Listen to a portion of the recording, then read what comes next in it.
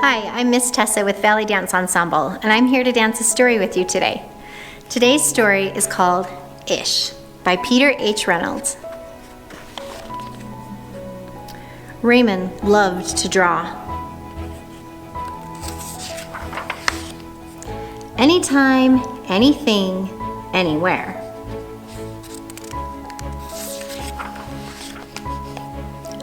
One day, Raymond was drawing a vase of flowers. His brother Leon leaned over his shoulder.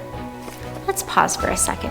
Is there anything you really love to do all the time? Are you always dancing? That's what I did when I was a kid. Are you always drawing?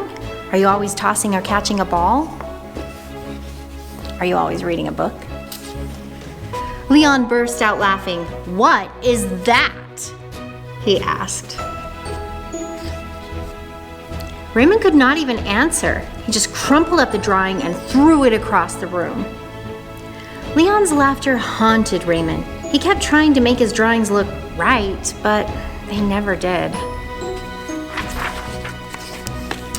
After many months and many crumpled sheets of paper, Raymond put his pencil down. "I'm done." Sometimes it's hard to keep doing the things that we love when other people don't think that we're doing them well enough. Marisol, his sister, was watching him. "What do you want?" he snapped. "I was watching you draw," she said. Raymond sneered. "I'm not drawing. Go away." Marisol ran away, but not before picking up a crumpled sheet of paper. "Hey, come back here with that." Raymond raced after Marisol up the hall and into her room. He was about to yell, but fell silent when he saw his sister's walls. He stared at the crumpled gallery. Look at all those pictures she's saved.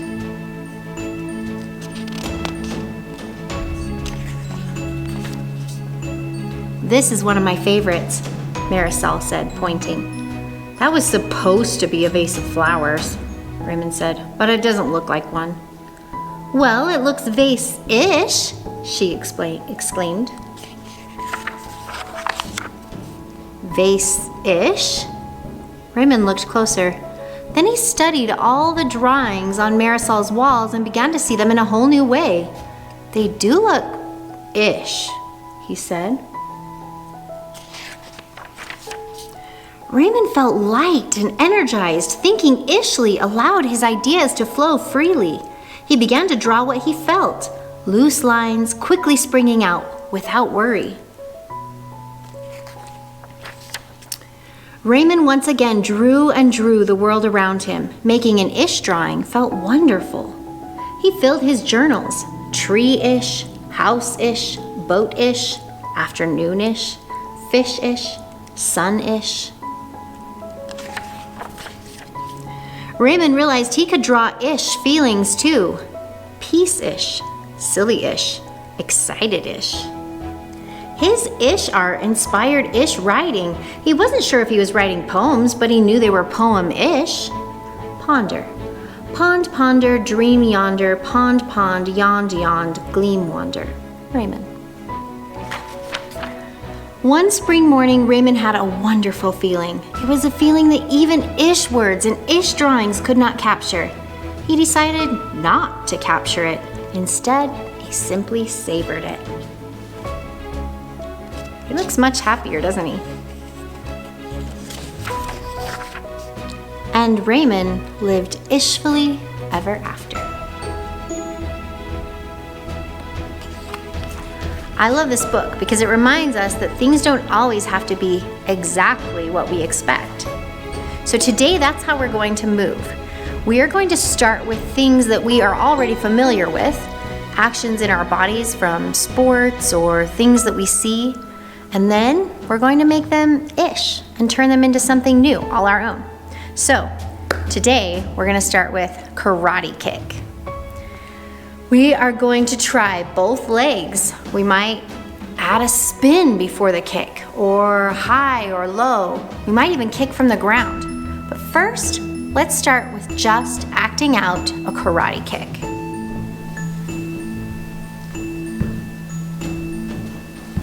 Try it. You might try the other leg. I've never done karate before, but This is what I would think that a karate kick would look and feel like. We could try it down low. Or higher. Or maybe from the floor. Try it a few different ways, and then let's see how we can change it. At first we were kicking with our foot flexed. What if we pointed our foot, or even left it floppy? Or pointed. We were doing a sharp, strong movement. What if we did a slow, soft movement? We could try a karate kick with our arm. See how I flexed my hand just like I had flexed my foot in the beginning? What about our head? Could we karate kick with our head? Try it. Now you can add other body parts. Try different things, different combinations. Maybe your arm and your leg kick at the same time. Let's make it a karate kick-ish. We took our inspiration from one thing that looked a certain way and felt a certain way, and we twisted it and we turned it a little bit. This is a fun way to start dances because we can start with a feeling or something that we see that inspires us, and we can make it into something completely new and different, but having that same inspiration point. So keep trying those karate kicks, try lots of different things. The next thing we're going to try is a golf swing. Have you ever been golfing or seen it on TV? We're going to start by standing up, spreading out our legs a little bit, bending over at the waist, and grabbing our golf club. We want our elbows nice and strong. Then we're going to tilt all the way up to the back and through. We want to pretend like we're watching the ball that was once here fly through the air. Let's try it. We're just pantomiming here. Oh, mine really soared.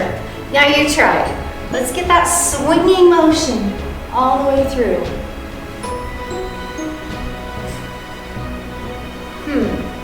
How could we change it? We have a nice hard swing. Could we let our bodies just continue with that? Let's see. It spun me right around. I used my own power. What else could we do? Maybe instead of gripping the golf club, maybe we let our arms go free. You see how it changes the movement by just that one little alteration? So, what if we used our legs instead of our arms? Let's try. We come back and forward. You can try all different kinds of things using that swinging motion and the idea of that energy flying forward, carrying through. You could try it from the floor. You could try it with your head or back or torso. You could try it with a prop, like a scarf or something that could emulate your movement. Next, let's try bowling with a bowling ball. Have you ever been bowling? It's really fun, but the ball is kind of heavy. So we want to see that weight in your arm. Sometimes when I'm bowling, I use my other hand to help me. Come up and roll. It's a lot like the golf swing in that we are following through with our energy. How can we continue that? Let's practice our bowling a couple of times so we get the motion in our bodies. I'm no professional bowler, but I like to pretend.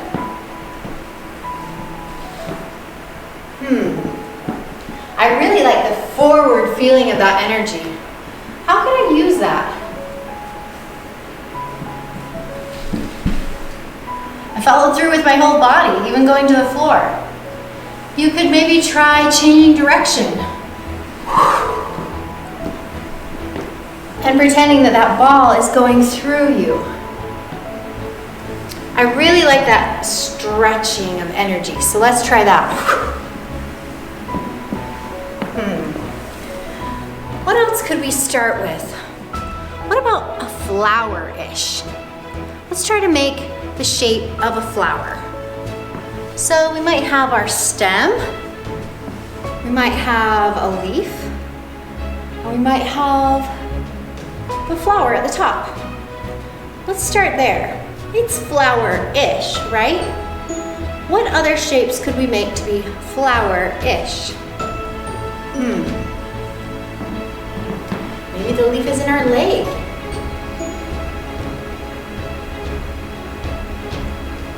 We could change the shape a little bit, like twisting. Maybe the stem is a little bit bent, and the flower is reaching towards the sun. See, it doesn't have to look exactly like a flower to take its inspiration from the flower. It's flower-ish. Let's try tossing and catching a frisbee. Let's see, I wind up with my frisbee, and then I let it go. And then when it comes to me, I catch it. I might even react with my body if it's a strong throw.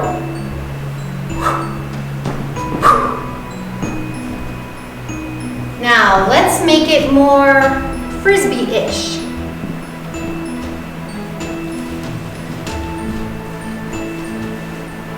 So I throw the frisbee and I catch the frisbee.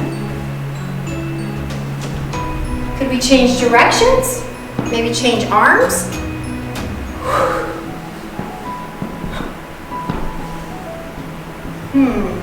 There are lots of different ways to do this. But now it's your turn. I want you to make a list of 3 or 4 things. Maybe just look around the room and find something that you want to dance. It could be bookshelf-ish. It could be tree-ish. It can be anything you want. It can be your favorite book or toy or blanket. Make it into an ish dance.